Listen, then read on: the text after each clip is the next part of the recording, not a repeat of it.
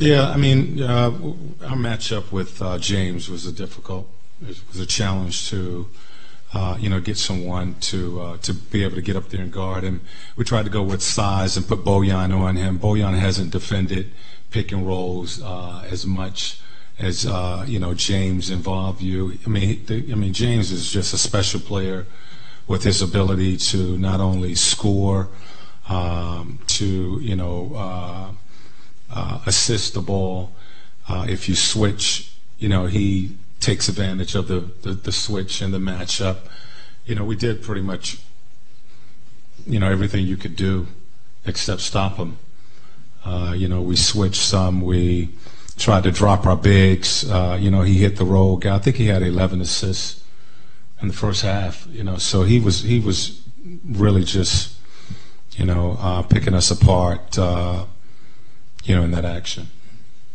Offensively, you weren't able to get much going. Really struggled with the half-court offense. Was their defense that good, or was there other issues? No, I thought they switch, and you got to be patient and recognize what they're doing out there defensively. They gave us some matchups. We had some post-ups in the paint that we didn't take advantage of. I think Thaddeus, as well as Miles and Domas a couple of times had, layups to roll out. When they go to that switching, you want to drop it into your bigs, and hopefully you can take advantage of that. It wasn't anything we hadn't seen. We just didn't take advantage of the switching.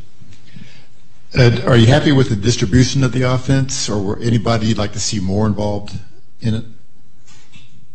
Well, I mean, it came down to getting some stops tonight. I mean, again, getting stops. You're not stopping them. You're playing against a set defense, and most teams are better when their defense is set. So you got to make reads when teams are switching as much as they do, and it forces you to have to play one-on-one basketball because of that type of defense.